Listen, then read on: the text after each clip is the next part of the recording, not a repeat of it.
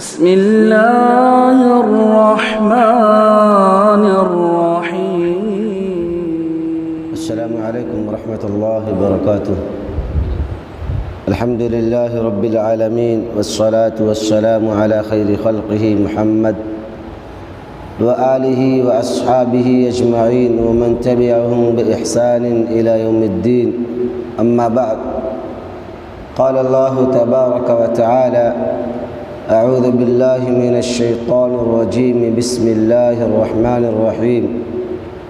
تبت يدا أبي لهب وتب ما أغنى عنه ماله وما كسب.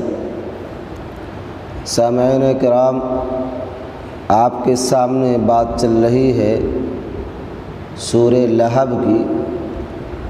سورہ لہب یا سورہ مسد یا سورہ تبت قرآن مجید کی ایک ایسی صورت ہے جس میں اللہ سبحانہ تعالی نے ایک ہی معاملے کا تذکرہ کیا ہے اور پوری آیات اسی پر مشتمل ہے. اس صورت کے اندر اللہ سبحانہ تعالی نے ابو لہب کی بربادی کا تذکرہ کیا ہے اور اس صورت کی جو 5 آیات ہیں، یہ پانچوں آیات ابو لہب کی بربادی پر مشتمل ہیں. اللہ نے اس صورت میں کسی اور معاملے کا تذکرہ نہیں کیا ہے، اور شاید قرآن مجید کی یہ خالص اکیلی صورت ہے جس میں اللہ سبحانہ تعالی نے کسی اور معاملے کو شامل نہیں کیا ہے. خالص ایک ہی معاملے کو اٹھایا اور آخر تک اسی کا تذکرہ کیا ہے. میرے بھائیوں، آپ کو معلوم ہونا چاہیے کہ ابو لہب، جس کا نام عبد العزیٰ بن عبد المطلب ہے، یہ نبی کریم صلی اللہ علیہ وسلم کا چچا ہے. اس سے آپ کا تعلق خونی تعلق ہے، نسلی تعلق ہے، لیکن یہ رشتہ داری اتنی نزدیک ہونے کے باوجود یہ نبی کریم صلی اللہ علیہ وسلم کے لیے ہر محاذ پر، ہر جگہ تکلیفیں کھڑی کیا کرتا تھا. کوئی ایسا موقع یا کوئی ایسا شوشہ نہیں چھوڑتا تھا جس میں آپ صلی اللہ علیہ وسلم کو پریشان نہ کیا. ہر جگہ طاق میں رہتا تھا، آپ کے پیچھے پیچھے لگا رہتا تھا. آپ جہاں دین کی تبلیغ کے لیے جاتے، جن لوگوں سے ملتے، پہلے آپ صلی اللہ علیہ وسلم ان سے مل لیتے تو یہ آپ کے پیچھے لگا رہتا کہ جیسے آپ وہاں سے رخصت ہوتے فوراً ان کے پاس پہنچتا اور انہیں آپ صلی اللہ علیہ وسلم سے بدظن، آپ کے خلاف باتیں کرتا اور آپ سے اور دین اسلام سے، کلمہ توحید سے لوگوں کو متنفر کرتا. یعنی آپ کو نیچا دکھانے کا کوئی راستہ، کوئی موقع یہ ہاتھ سے جانے نہیں دیتا. یہاں تک کہ اس کی بیوی، جسے ام جمیل، جسے عروہ بنت امیہ کہا جاتا ہے، اس کا بھی معاملہ یہ تھا. یہ دونوں میاں بیوی نبی صلی اللہ علیہ وسلم کو حد درجہ پریشان کیا کرتے تھے. اس کی بیوی کا عالم یہ تھا کہ یہ لکڑیاں کاٹ کاٹ کے لاتی، کاٹے کاٹ کاٹ کے لاتی. آپ جس راستے سے گزرتے اس راستے میں کانٹے ڈال دیا کرتی تھی تاکہ آپ کو پریشانی ہو اور آپ آسانی سے راستہ کراس نہ کر سکیں. ایک مرتبہ کا واقعہ ہے، بخاری، صحیح بخاری کی روایت ہے کہ آپ صلی اللہ علیہ وسلم نے 2 دن اس راستے سے جانا چھوڑ دیا جس راستے میں کانٹے ڈالا کرتی تھی. آپ صلی اللہ علیہ وسلم بیمار ہو گئے، 2 دن بیماری کی وجہ سے نہیں جا سکے. چنانچہ یہ عورت ام جمیل آپ کے پاس آئی اور فرمائی یا محمد انی لم ارا، اے محمد میں نے 2 دن سے تمہارے شیطان کو نہیں دیکھا، کیا تمہارے شیطان نے تمہیں چھوڑ دیا ہے؟ یعنی اللہ سبحانہ و تعالیٰ کے بارے میں بات کر رہی تھی۔ اللہ سبحانہ و تعالیٰ نے تب یہ آیت کریمہ اور یہ سورت نازل فرمائی کہ وَالضُّحَىٰ وَاللَّيْلِ إِذَا سَجَىٰ مَا وَدَّعَكَ رَبُّكَ وَمَا قَلَىٰ، اے نبی نہ تو آپ کے رب نے آپ کو چھوڑا ہے اور نہ آپ سے بیزار ہوا ہے، یہ معاملہ ہے۔ اللہ سبحانہ و تعالیٰ نے یہ سورت نازل فرما کر ان دونوں کی بداعمالیوں کا اور ان دونوں کی ریشہ دوانیوں کا خاتمہ کیا۔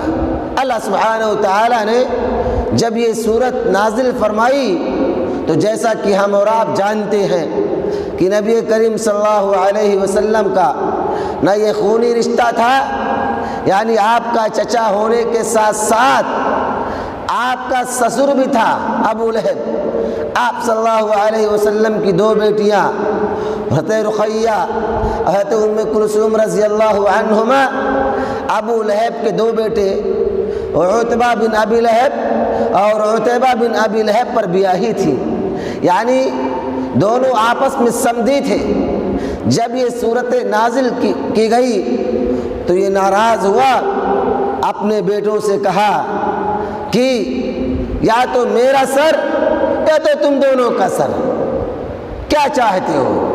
ابھی کی ابھی فوراً محمد کی دونوں بیٹیوں کو طلاق دے دو۔ چنانچہ اس کے دونوں بیٹوں نے نبی کریم صلی اللہ علیہ وسلم کی دونوں بیٹیوں کو طلاق دے دیا۔ طلاق دینے کے بعد حضرت رقیہ سے حضرت عثمان بن عفان رضی اللہ تعالی عنہ نے شادی کر لی، اور شادی کر کے آپ حبشہ ہجرت کر گئے۔ حبشہ ہجرت کرنے کے بعد جب وہاں سے آپ تشریف لائے تو حضرت رقیہ رضی اللہ عنہا بہت زیادہ بیمار ہو گئی، اور یہی وجہ ہے کہ حضرت عثمان بن عفان رضی اللہ عنہ جنگ بدر میں حصہ نہیں لے سکے، اور اسی بیماری میں حضرت رقیہ کی وفات ہو گئی۔ حضرت رقیہ کی وفات کے بعد آپ صلی اللہ علیہ وسلم نے اپنی دوسری بیٹی جسے ام کلثوم کہا جاتا ہے حضرت عثمان بن عفان کی زوجیت میں آپ کے عقد میں دے دیا، آپ کی شادی کر دی۔ اسی لیے حضرت عثمان بن عفان کو ذو النورین کہا جاتا ہے، یعنی 2 نور والے۔ تو آپ کی دونوں بیٹیاں ابو لہب کے دونوں بیٹوں پر بیاہی تھی۔ اس صورت کے نزول کے بعد ان دونوں نے آپ کی بیٹیوں کو طلاق دے دیا، اور طلاق دینے کے بعد آپ صلی اللہ علیہ وسلم نے حضرت عثمان سے یک کے بعد دیگر دونوں کی شادی کر دی۔ اس صورت کے اندر اللہ سبحانہ و تعالیٰ نے ابو لہب اور اس کی بیوی کی بربادی کا تذکرہ کیا ہے، اور یہ صورت اللہ کی آیات اور اس کی نشانیوں کی واضح دلیل ہے۔ یہ صورت بتلاتی ہے کہ اس دنیا میں اللہ کو عاجز کرنے والا کوئی پیدا نہیں ہوا، اللہ جسے عاجز نہ کر دے۔ اللہ سبحانہ و تعالیٰ نے اس صورت سے ابو لہب اور اس کی بیوی کو عاجز کر دیا اور دنیا کے سامنے تماشا بنا دیا۔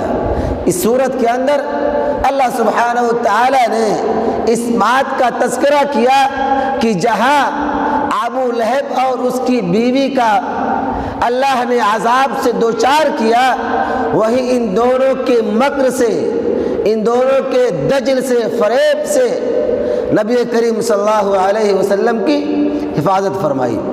اس صورت سے یہ بھی پتہ چلا کہ اس دنیا کے اندر مال کا ہونا، اولاد کا ہونا اللہ کے عذاب سے انسان کو بچا نہیں سکتا ہے، کیونکہ اگر مال اور اولاد اللہ کے عذاب سے بچانے والے ہوتے تو ابو لہب زیادہ مستحق تھا، زیادہ حقدار تھا کہ اللہ کے عذاب سے بچ جاتا، کیونکہ مالدار بھی تھا، مالدار کے ساتھ ساتھ بیٹوں والا بھی تھا، اور ایسے بیٹوں والا جس کی شادیاں خود نبی کریم صلی اللہ علیہ وسلم کی بیٹیوں سے ہوئی ہوں، یعنی اتنا قریبی رشتہ تھا۔ اس کے باوجود اللہ سبحانہ و تعالیٰ نے اسے عذاب سے دوچار کیا۔ تو اس صورت میں ہمارے اور آپ کے لیے درس ہے، عبرت ہے کہ اولاد کا ہونا، مال کا ہونا ہمیں اور آپ کو اس بات کی چھوٹ نہیں دیتی، اس بات کی اجازت نہیں دیتی کہ ہم اللہ کے راستے سے ہٹ کر اس کے خلاف بات کریں۔ اس طریقے سے یہ صورت ہمیں اور آپ کو یہ درس بھی دیتی ہے کہ مسلمانوں کو کسی بھی صورت میں تکلیف پہنچانا باعث عذاب ہے۔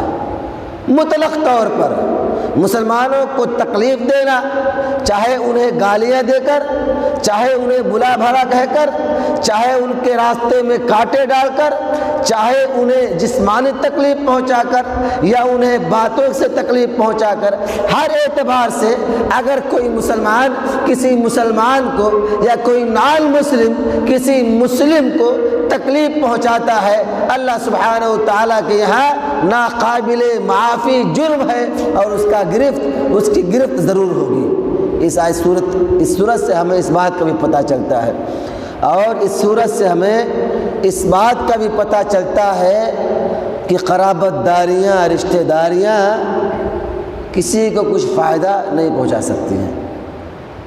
آدمی کسی سے کتنا قریب ہی کیوں نہ ہو جائے، لیکن اگر اللہ نے عذاب سے دوچار کرنے کا ارادہ کر لیا تو کتنا قریبی رشتہ کیوں نہ ہو، کوئی فائدہ نہیں پہنچائے گا۔ ابو لہب نبی صلی اللہ علیہ وسلم کا چچا تھا، پلس آپ کا سمدھی بھی تھا، اتنا قریبی رشتہ تھا، لیکن اللہ سبحانہ و تعالیٰ نے اسے عذاب سے دوچار کیا۔ اس میں ہمارے اور آپ کے لیے عبرت ہے کہ ہم اپنے قریبی رشتوں پر بہت زیادہ اترائیں نہ، بہت زیادہ گھمنڈ نہ کریں، بلکہ ہر حال میں اللہ سے خوف قائم رہیں کہ ہمارا قریبی رشتہ، ہمارا ایک دوسرے سے قریب ہونا، یہ اللہ کے عذاب سے ہمیں بچا نہیں سکتا۔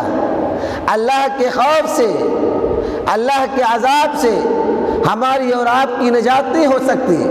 اگر ہمارے یہاں کمیاں ہیں، اگر ہمارے یہاں کوتاہیاں ہیں، تو اللہ سبحانہ و تعالی عذاب سے دوچار کر کے ہی رہے گا۔ انشاءاللہ مزید تفصیلات اگلے درس میں۔ اللہ سبحانہ و تعالی سے دعا ہے کہ بار الہ ہم تمام مسلمانوں کو اس عظیم صورت سے عبرت اور نصیحت پکڑنے کی توفیق عطا فرما۔ الہ العالمین، اس صورت کے اندر جو تیرے پیغام چھپے ہیں، موجود ہیں، اس سے ہمیں اپنی زندگیوں میں نافذ کرنے کی توفیق عطا فرما۔ الہ العالمین، ہم تمام مسلمانوں کو قرآن پڑھنے سمجھنے کی توفیق عطا فرما۔ آمین۔ والسلام علیکم ورحمۃ اللہ وبرکاتہ۔